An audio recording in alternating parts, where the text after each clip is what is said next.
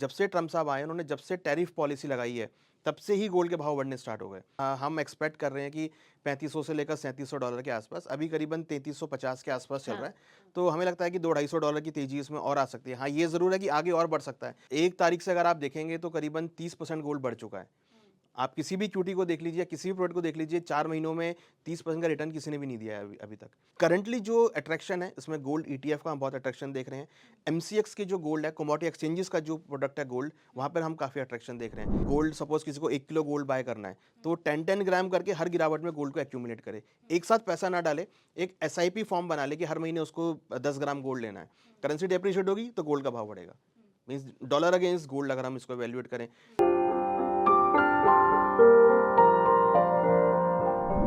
Hello नमस्कार, बहुत स्वागत है एक बार फिर से आपका हमारे इस खास पॉडकास्ट में। मैं हूं आपके साथ संध्या बेस्ट। दोस्तों, एक धातु जो दिन प्रतिदिन चमकती जा रही है, जी हाँ, मैं बात कर रही हूँ सोने की। सोने के भाव जिस तेजी के साथ बढ़ते जा रहे हैं, उससे अंतर्राष्ट्रीय बाजार से लेकर भारतीय सराफा बाजार में हाहाकार मचा हुआ है। ऐसे में कई तरह के सवाल लोगों के जहन में हैं, निवेशकों के जहन में है कि आखिर जो ये दाम आसमान छू रहे हैं, इस पर कब कंट्रोल लगेगा, कब लगाम लगेगी।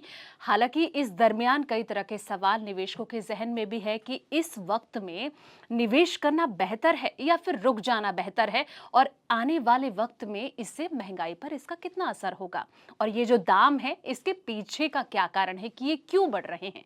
तो इन सब सवालों के जवाब जानने के लिए आज स्टूडियो में मेरे साथ मौजूद है मेरे खास गेस्ट।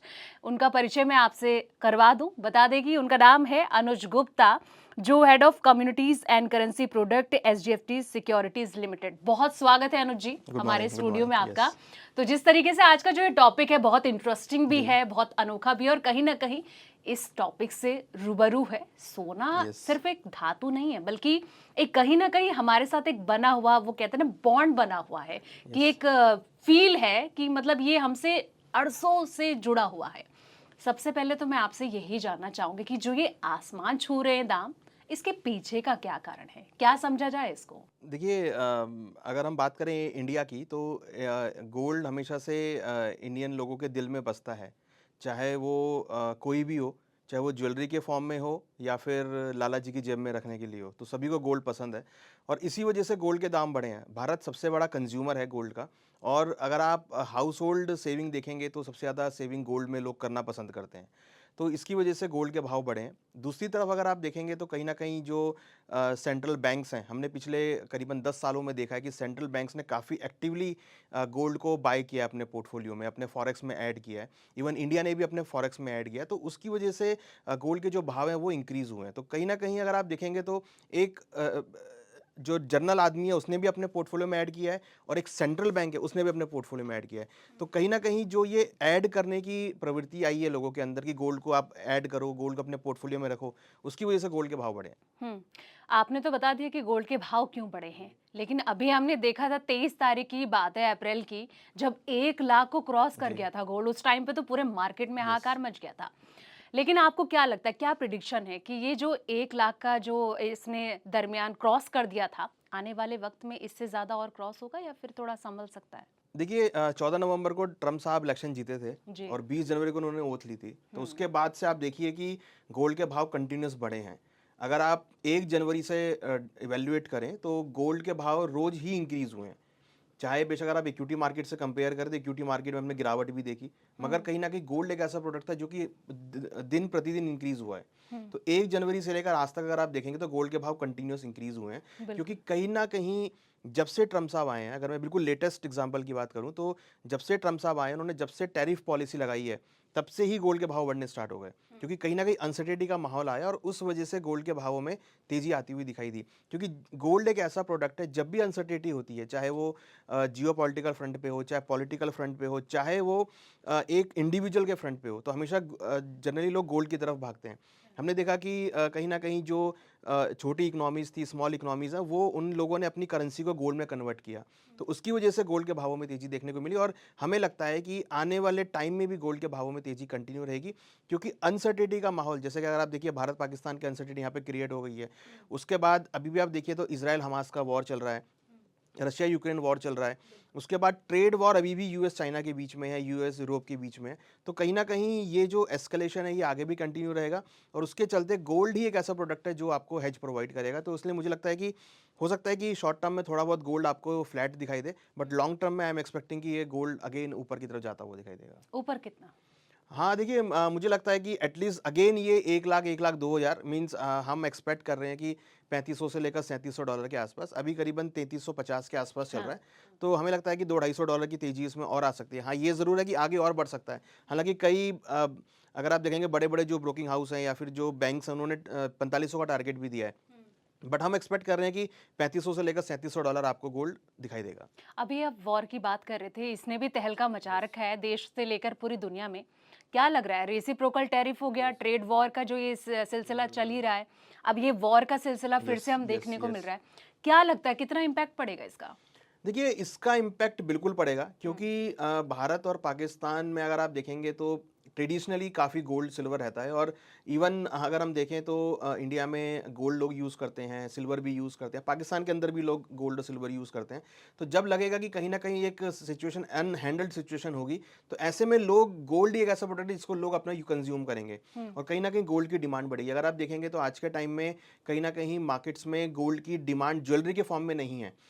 जो गोल्ड की डिमांड है वो एज ए रो गोल्ड के रूप में है। लोग अपना गोल्ड हार्ड फॉर्म में लेना चाहते हैं, वो बिस्किट के फॉर्म में गोल्ड लेना चाहते हैं, वो ज्वेलरी नहीं प्रेफर कर रहे, वो ऐसा गोल्ड लेना चाहते हैं जिसको इजीली कैरी करके वो उसको आगे बेच सकें या उसको अनसर्टेनिटी के टाइम में यूज़ कर सकें। तो अगर आप देखेंगे तो आज के टाइम में जो गोल्ड के यूज़र हैं वो ज्वेलरी नहीं लेते हैं, वो गोल्ड के बिस्किट्स परचेज करते हैं, वो कॉइन परचेज करते हैं, वो गोल्ड को हार्ड कोर में परचेज करते हैं। तो मुझे लगता है कि अभी जो ट्रेंड बना है गोल्ड का, वो as a not in jewellery, other form में काफ़ी इंक्रीज हुआ है गोल्ड का, जिससे कि आप उसको कभी भी मुसीबत के टाइम पे उसको यूज़ कर सकें। मैंने तो कभी भी गोल्ड को डाउन नहीं देखा। जब से मैं पैदा हुई हूँ मैंने हमेशा ये देखा कि गोल्ड कहाँ से कहाँ पहुँचा है, आसमान छूता हुआ। 1 लाख को भी अब क्रॉस ही कर जी, गया है। जी। अच्छा, जैसे शेयर मार्केट में हम देखते हैं कि मार्केट क्रैश हो जाता है, फ्लक्चुएशन होती है। गोल्ड में ऐसी गुंजाइश है कि बिल्कुल डाउन हो गया, डिप हो गया? देखिए आपने बिल्कुल ठीक कहा कि 1925 में गोल्ड का भाव आप क्या समझते हैं क्या रहा होगा? 1925 में जिसमें तो वही चीज़ है कि जो उस टाइम पे पैदा हुए होंगे वो। देखिए 1925 में गोल्ड का भाव था ₹18, अब बताइए। और आज है 2025 में 1 लाख।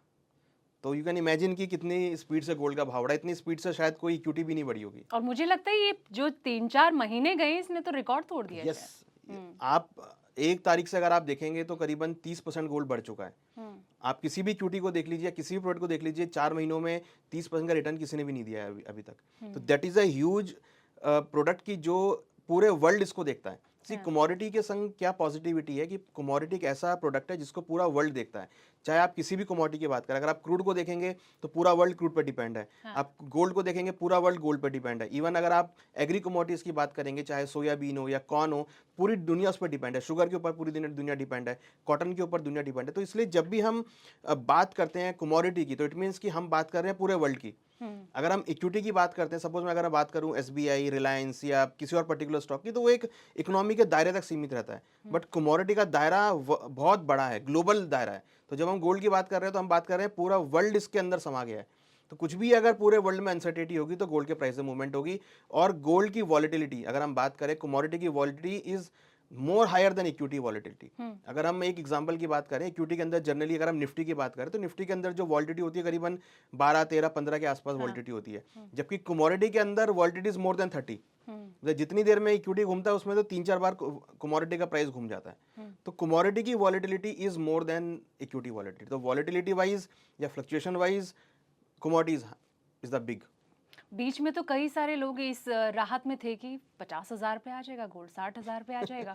बहुत चीज़ें चली थी इस चीज़ को लेके, हवाएं भी बहुत उड़ी थी। तो आपको क्या लगता है कि इन फ्यूचर ऐसी प्रिडिक्शन कर पाना पॉसिबिलिटी है, क्या गुंजाइश है? देखिए गोल्ड एक बहुत सीमित है अगर हम बात करें गोल्ड के प्रोडक्शन की, क्योंकि ये प्रोडक्शन वाली आइटम है। अब प्रोडक्शन उसका कम है, राइट? जितना उसका प्रोडक्शन कम है उसकी डिमांड उतनी ज़्यादा है। ठीक है, तो ऐसी स्थिति में क्या होता है ना कि जनरली जब भी कोई अनसर्टेनिटी होती है, जैसे ट्रम्प साहब आए हैं अभी, तो ये आगे भी 4 साल ट्रम्प साहब रहेंगे, तो कहीं ना कहीं अनसर्टेनिटी का माहौल रहेगा। और ये जो वॉर सिचुएशन क्रिएट हुआ है, ये मुझे लगता नहीं है कि जल्दी से शॉर्ट आउट होगा। ये बिल्कुल। धीरे धीरे रिटेलिएशन के फॉर्म में चलता रहेगा। हो सकता है कि थोड़ा मंदा हो जाए, धीमा हो जाए, बट वो सीज फायर वाली बात जो है ना वो चलती है। जैसे अगर हम इसराइल हमास की बात करें या हाँ। रशिया यूक्रेन की बात करें, उनको भी करीबन 3 साल हो गए हैं। हम्म। वो धीरे धीरे कभी ना कभी चलता रहता है। तो ऐसी सिचुएशन मुझे लगता है कि वॉर की सिचुएशन जो है वो कंटिन्यू रहेगी, और ऐसी स्थिति में अनसर्टेनिटी का माहौल क्रिएट रहेगा। और ऐसे ऐसे में गोल्ड एक ऐसा प्रोडक्ट है जहां पर लोग अपने पैसे को इन्वेस्टमेंट करेंगे, क्योंकि करेंसी में अगर पैसा डालेंगे तो करेंसी डेप्रिशिएट होगी, तो वहां बेनिफिट नहीं मिलेगा। अगर वॉर सिचुएशन बनती है, लोग इक्विटी में पैसा डालेंगे, तो वहां भी शायद उतना बेनिफिट ना मिले। तो ऐसा सेफ एसेट में जाएंगे जहां पर उनको कभी भी उसको वो यूज कर सकते हैं। प्रॉपर्टी में डालेंगे तो वॉर की वजह से हम देखते हैं जनरली प्रॉपर्टी के भाव गिरते हैं। हाँ। तो लोग प्रॉपर्टी में भी डालेंगे, क्योंकि उनको अगर मान लो देश से बाहर निकलना है या कहीं उनको जाना है सेफर साइड में, तो वो प्रॉपर्टी लेके नहीं जा सकते। तो गोल्ड एक ऐसा प्रोडक्ट है कि आप उसको पॉकेट में डाल के कहीं भी जा सकते हैं। तो गोल्ड एक ऐसा प्रोडक्ट है जिसको आप किसी भी कंडीशन में यूज कर सकते हैं, और अगर कोई भी अनसर्टेनिटी होगी तो गोल्ड की डिमांड बढ़ेगी। अच्छा, अगर मैं इन्वेस्टमेंट के बिहाफ में बात करूं तो इसमें क्या-क्या ऑप्शंस लोगों के पास, अगर मान लीजिए कि कोई न्यू बिगिनर हमें देख रहा है, जी। उसको इन्वेस्ट करना है गोल्ड में, क्योंकि एक अच्छा ऑप्शन भी होता है इन्वेस्टर के लिए कि अगर वो गोल्ड में इन्वेस्ट करे तो उसे आने वाले कभी ना कभी तो देखिए उससे प्रॉफिट ही होगा। आज यस देखिए यस अगर वो यस। इन्वेस्ट करने की सोच रहा है या फिर खरीदने की सोच रहा है तो आने वाले कुछ सालों में उसे बहुत उसका डबल ही मिलेगा। तो क्या-क्या इसके ऑप्शन हो सकते हैं कि इन्वेस्टमेंट किया जा सके? देखिए, सरकार ने सॉवरेन गोल्ड बॉन्ड लॉन्च किए थे, हाँ। तो वो डिसकंटिन्यू हो गए हैं। हालांकि उसमें बहुत अच्छा रिस्पांस आया था, और अभी भी लोगों ने होल्ड किया हुआ है इसको। तो अगर हम देखें तो अगर वो सरकार दोबारा लॉन्च करती है तो उससे गुंजाइश है? बढ़िया नहीं, गुंजाइश नहीं दिख रही है। बट 1% अगर लॉन्च करती है तो बहुत अच्छा ऑप्शन है, तो उसको नज़र में रखना चाहिए। दूसरा, अगर हम देखें तो गोल्ड ईटीएफ ने बहुत अच्छी स्पीड पकड़ी है। हाँ। अगर हम बात करें तो इसके जो एयूएम्स है वो 95% इंक्रीज हुए हैं, और लोगों ने धीरे धीरे, क्योंकि यहाँ पर आप बहुत छोटे डिनोमिनेशंस में आप इन्वेस्ट कर सकते हैं। आप 1 मिलीग्राम का गोल्ड भी यहाँ पर बाय कर सकते हो। तो अगर आप गोल्ड ईटीएफ ले रहे हो तो आज गोल्ड ईटीएफ की वैल्यू जो है करीबन 80 रुपये है। आप अगर आप एक गोल्ड ईटीएफ लेते हो तो आप 80 रुपये में गोल्ड ईटीएफ बाय कर सकते हैं। आप उसको फिर क्वांटिटी इंक्रीज कर सकते हैं, उसको आप डीमैट फॉर्म में रख के लाइफ टाइम के लिए आप उसको होल्ड कर सकते हैं। और दूसरी बड़ी बात कि इसमें आप किसी को गिफ्ट भी कर सकते हैं। तो गोल्ड ईटीएफ अब जो है नई मार्केट में, इस मार्केट में गोल्ड ईटीएफ ने बहुत अच्छा अट्रैक्शन पकड़ा है। इसके अलावा अगर आप बात करेंगे तो कमोडिटी एक्सचेंजेस हैं, जैसे एमसीएक्स है। हाँ। एमसीएक्स के थ्रू आप गोल्ड में निवेश कर सकते हैं। एमसीएक्स के पास 1 किलो का गोल्ड भी है, 100 ग्राम का गोल्ड भी है, 10 ग्राम का भी गोल्ड है, और 1 ग्राम का भी गोल्ड है। तो एज पर द रिक्वायरमेंट आप उतने ग्राम का गोल्ड बाय कर सकते हैं। अगर मेरे को लगता है कि मेरे को 1 ग्राम की रिक्वायरमेंट है तो I can buy 1 gram gold. मेरे को अगर 10 ग्राम की रिक्वायरमेंट तो I can buy 10 gram gold. और ये मार्केट जो है, फिजिकल मार्केट बहुत बड़ा है। इसके अलावा फिजिकल मार्केट में आप गोल्ड ले सकते हैं। आपको लगता है कि आपको फिजिकल गोल्ड लेना है, फिजिकल गोल्ड ले लीजिए, ज्वेलरी ले लीजिए। तो बहुत सारे प्रोडक्ट अवेलेबल हैं, बट करंटली जो अट्रैक्शन है इसमें गोल्ड ईटीएफ का हम बहुत अट्रैक्शन देख रहे हैं। एमसीएक्स की जो गोल्ड है, कमोडिटी एक्सचेंजेस का जो प्रोडक्ट है गोल्ड, वहाँ पर हम काफ़ी अट्रैक्शन देख रहे हैं, क्योंकि यहाँ पे जो ज्वेलर्स हैं वो यहाँ पे काफ़ी अच्छा पार्टिसिपेट करते हैं।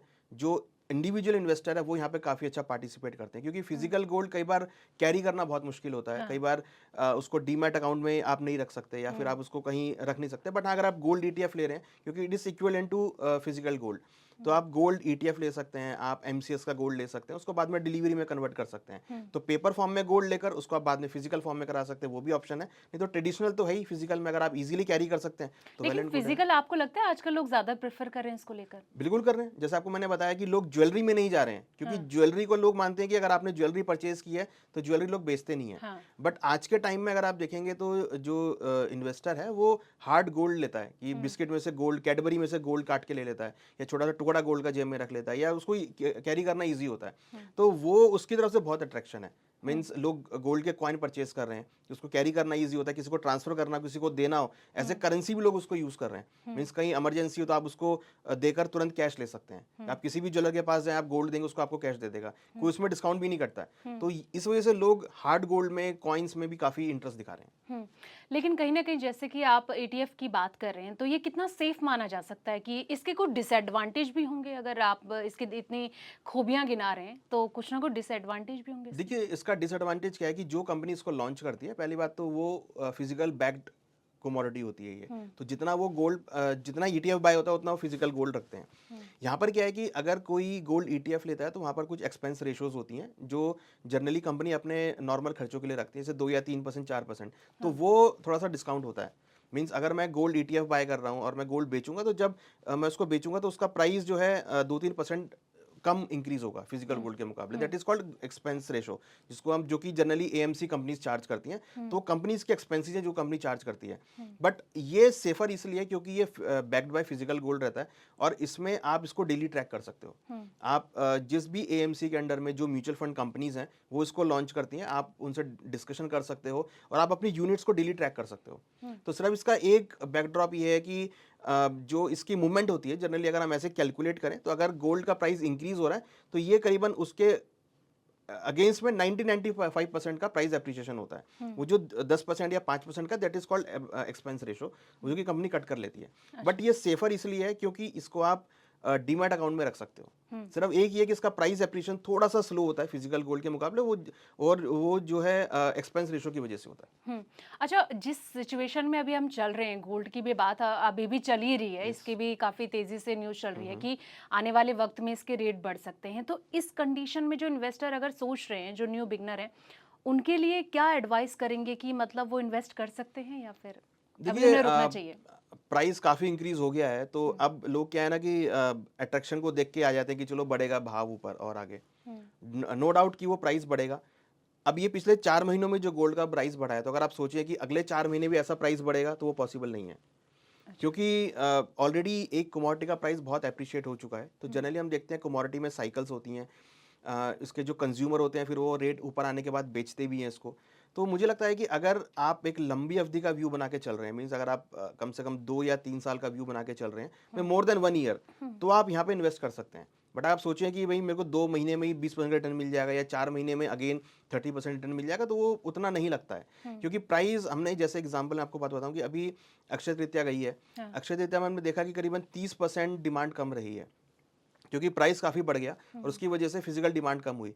इवन चाइना की अगर आप बात करेंगे तो वहाँ भी हमने डिमांड कम देखी है, क्योंकि प्राइस काफ़ी इंक्रीज हो गए हैं। तो मुझे लगता है कि अगर प्राइस ज़्यादा बढ़ेंगे तो डिमांड कम देखने को मिलेगी। तो बेहतर है कि अगर थोड़ी बहुत करेक्शन आए तो आप उसमें इन्वेस्ट करें, या फिर जो स्मॉल स्मॉल डिनोमिनेशंस हैं उसमें आप हर गिरावट में खरीदारी करें। जैसे अगर आपको गोल्ड, सपोज किसी को 1 किलो गोल्ड बाय करना है तो 10-10 ग्राम करके हर गिरावट में गोल्ड को एक्यूमुलेट करे। एक साथ पैसा ना डाले, एक SIP फॉर्म बना ले कि हर महीने उसको 10 ग्राम गोल्ड लेना है। तो अगर वो ऐसे करेगा तो he will get a good appreciation. मतलब एक तरीके से डाइवर्सिफिकेशन के लिए, मतलब उसके पर्पज से देखा जा सकता है कि ये उस अकॉर्डिंग सही है। हाँ, देखिए डाइवर्सिफिकेशन है, मींस अब डाइवर्सिफिकेशन का क्या है, अगर मान लीजिए कोई 100 रुपये इक्विटी मार्केट में लगा रहा है, तो मुझे लगता है कि अगर वो 15 से 20 रुपए गोल्ड में डालता है तो उसको डबल बेनिफिट होगा। एक तो गोल्ड का प्राइस एप्रिशिएट होगा, उसका बेनिफिट मिलेगा, और अगर इक्विटी मार्केट करेक्ट होगी देन अगेन गोल्ड का प्राइस इंक्रीज होगा, क्योंकि जनरली उसमें हम एडवर्स कोरिलेशन देखते हैं।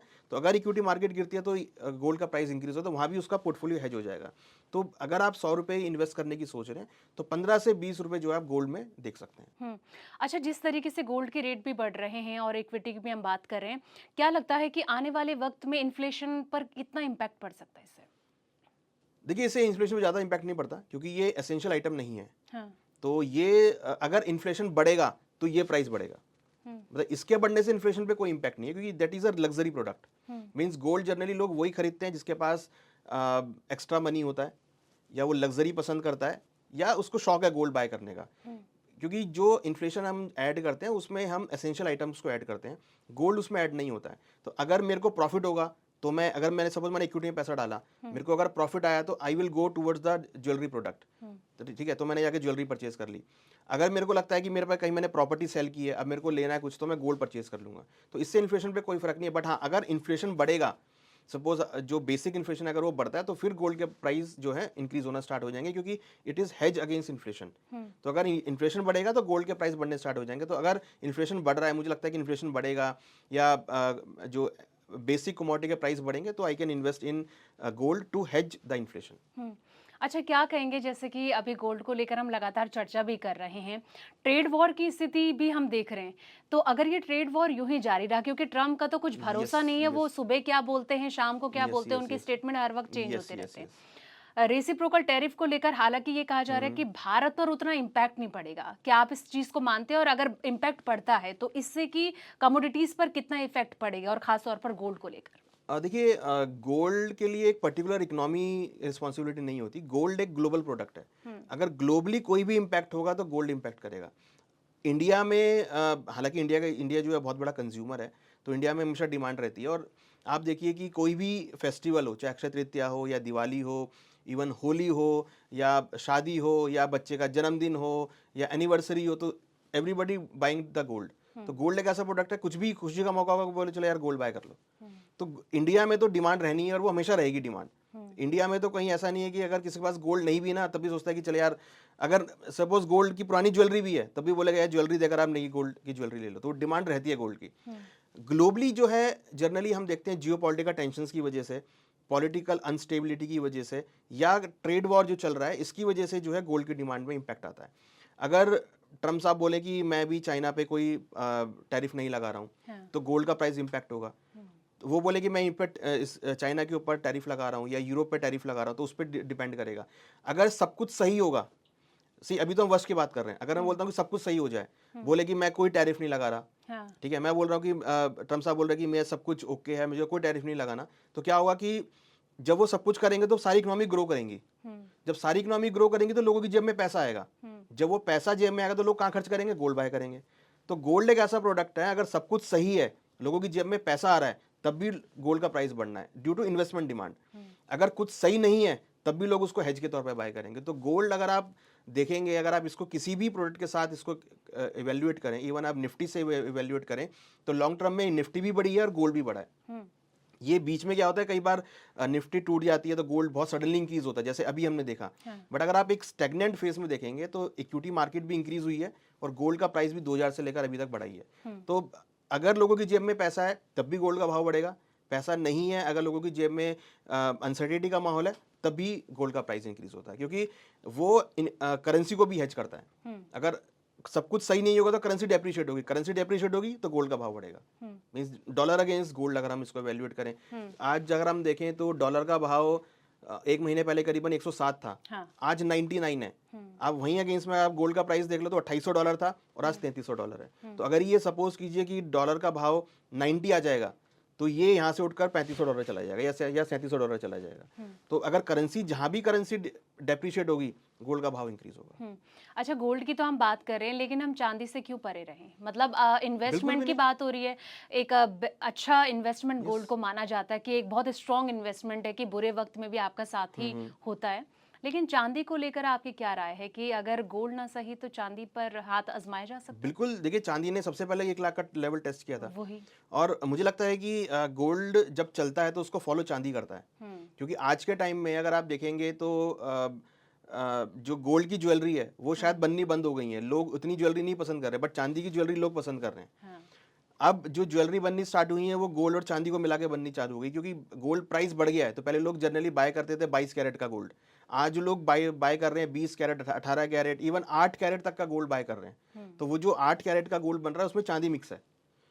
इवन आज के टाइम में अगर आप देखेंगे तो लोग थोड़ा सा भी लग्जरी होते हैं तो वो चांदी के बर्तन यूज़ करना चालू कर देते हैं कि चलो ठीक है हम चांदी के बर्तन घर में यूज़ करते हैं, चांदी के गिफ्ट यूज़ करने चालू हो गए। ये तो बहुत लेमैन में बता रहा हूँ, बट अगर आप एज ए कॉमर्शियल यूज़ देखेंगे तो आपकी जितनी भी मोबाइल फ़ोन्स हैं सब में आपके गोल्ड सिल्वर यूज़ होता है।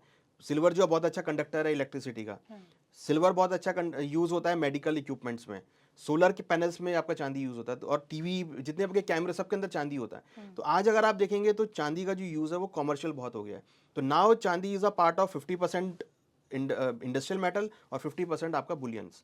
तो अगर चांदी का प्राइस, गोल्ड का प्राइस बढ़ेगा तो चांदी भी आपका बढ़ना स्टार्ट होगा। इवन अगर इंडस्ट्रियल डिमांड बढ़ेगी तो आपका चांदी तब भी बढ़ना स्टार्ट होगा। तो चांदी जो है, अब 2011 में चांदी ने करीबन $50 का हाई बनाया था, आज चांदी चल रहा है सिर्फ $33, जबकि गोल्ड अपने हाई बना रहा है।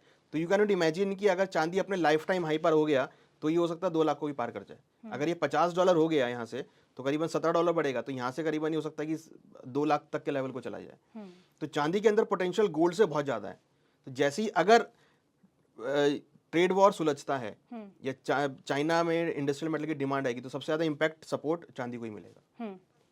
हाँ, तो मतलब आने वाले वक्त में ऐसा ना हो कि चांदी भी एक सपने जैसा ना हो जाए खरीदने के लिए। कोई बड़ी बात नहीं है। हाँ, कोई बड़ी बात नहीं है। मुझे लग रहा है कि 1 लाख के लगभग तो अभी 1 किलो चांदी चली रही है। बिल्कुल चल रही है। अगर ट्रम्प बोल दे कि भाई सब कुछ सही है तो जो चाइना है वो इंडस्ट्रियल एक्टिविटी चालू कर देगा, और उसकी इंडस्ट्रियल एक्टिविटी में आपकी कॉपर की डिमांड बढ़ेगी, जिंक की डिमांड बढ़ेगी, एल्युमिनियम की डिमांड बढ़ेगी, और चांदी की और डिमांड चाइना बढ़ेगी। में तो बिल्कुल ही कॉपर को लेकर तो बहुत यस, बुरा हाल है। यस। तो हुँ, अगर डिमांड बढ़ी तो सबसे पहले इम्पैक्ट चांदी को ही मिलेगा, और चांदी हुँ, आपका, फिर चांदी तो भागता है ऐसे, एक बार पकड़ में नहीं आता है। हुँ, गोल्ड तो एक बार आता है, पकड़ भी लेता है, वो हुँ। सीधा ही 5,000 रुपये करके तीन, अगर इसको भागना होगा ना, ये 4-5 दिन में ही 5,000 रुपये बढ़कर बराबर कर देगा कहानी। हालाँकि अभी तो ये है कि थोड़ा स्थिति थोड़ा कंट्रोल में ही है अभी कि जहाँ कंट्रोल पे में, यस, लगभग महीने भर से यस, वो 1 यस, लाख यस, के यस। अंडर में बनी हुई है।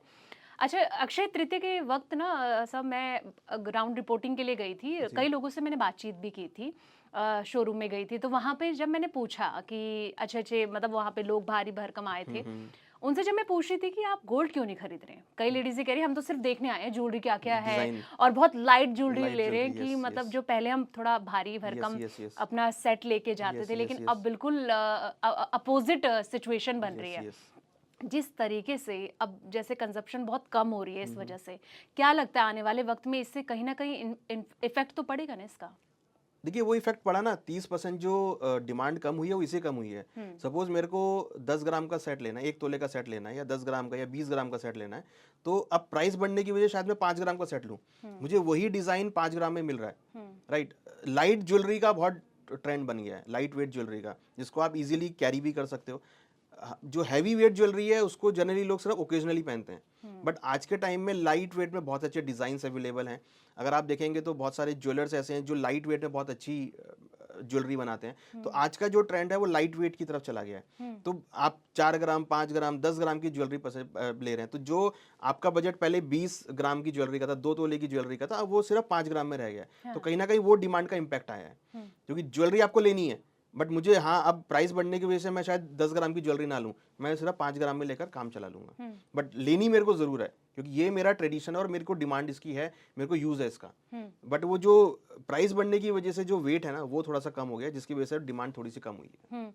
इंश्योरेंस में तो हम देखते थे स्कीम बहुत चलती है। अब यस, हम गोल्ड में भी देख रहे हैं कि यस, कई स्कीम्स चलती हैं।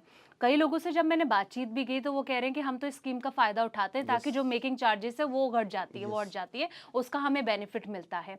तो क्या लगता है कि इससे आने वाले वक़्त में बेनिफिट मिल सकता है कि जो लोग इस चीज़ को लेकर ज़्यादा ध्यान दे रहे थे?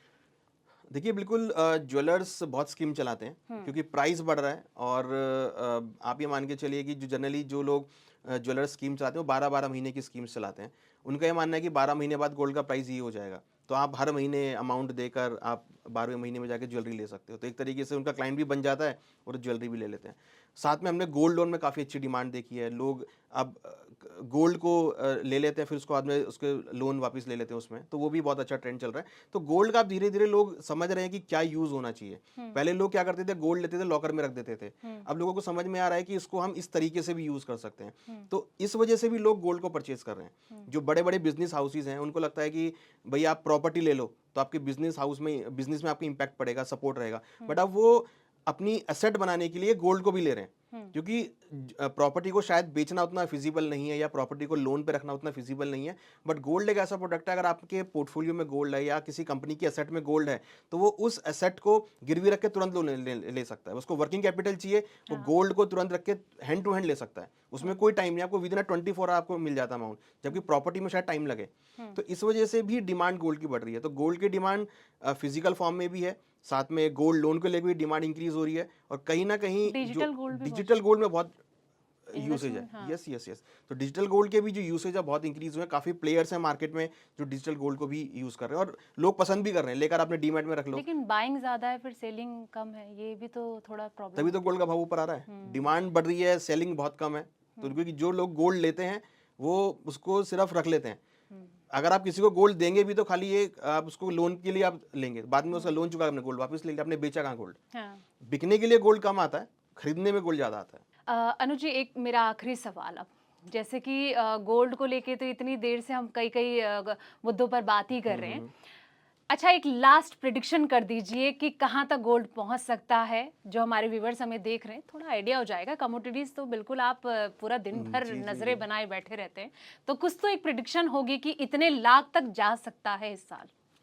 देखिए, मुझे लगता है कि हमारी रिसर्च के अकॉर्डिंग कि $3700 तो जाना चाहिए, जिसको हम अभी टारगेट कर रहे हैं। हुँ, मतलब $3700 तक मीन्स करीबन 1,02,000 के आसपास के लेवल्स हैं। हम बहुत ऑप्टिमिस्टिक लेवल नहीं दे रहे हैं, क्योंकि हमें लगता है कि अभी आप देखेंगे तो करीबन 94-95 के आसपास रेट चल रहा है। तो हम इवेंचुअली कर रहे हैं कि हाँ 1,02,000 तक के लेवल आ सकते हैं। $3700 इज अ राउंड फिगर जो कि आ सकता है। $3700 ब्रेक होगा देन विल रिवाइज कि क्या नेक्स्ट टारगेट हो सकता है, क्योंकि ऑलरेडी प्राइस काफी इंक्रीज हो चुके हैं और हमने देखा बीच में एक बड़ा करेक्शन भी आया था इसमें। तो हम वेट भी कर रहे हैं कि अगर करेक्शन आता है तो वो बहुत अच्छा अपॉर्चुनिटी की खरीदारी करने के लिए। तो हमें लगता है कि $3700 या 1,02,000 के आसपास के लेवल आपको गोल्ड में देखे जा सकते हैं। तो बहुत शुक्रिया अनुज जी, जैसे कि कई जानकारी हमारे दर्शकों को आपने दी, जैसे कि आपने जाना कि गोल्ड के भाव क्यों बढ़ रहे हैं, महंगाई को लेकर इस पर क्या इम्पैक्ट पड़ेगा, और जिस तरीके से अंतर्राष्ट्रीय मार्केट से लेकर भारतीय सराफा बाजार में भी इसको लेकर हलचल तेज है। तो उम्मीद है ये पॉडकास्ट आपको पसंद आया होगा। लेकिन अगर आपके कोई भी सवाल है, कोई भी आपके मन में शंका है, तो कमेंट सेक्शन में जाके आप अपना सवाल लिख सकते हैं। उम्मीद है कि अनुज जी उस सवाल का जवाब आपको दे सकें। तो फिलहाल इस पॉडकास्ट में इतना ही। अगले पॉडकास्ट में फिर मिलेंगे नए टॉपिक के साथ, नए इंटरेस्टिंग टॉपिक के साथ। तब तक के लिए नमस्कार।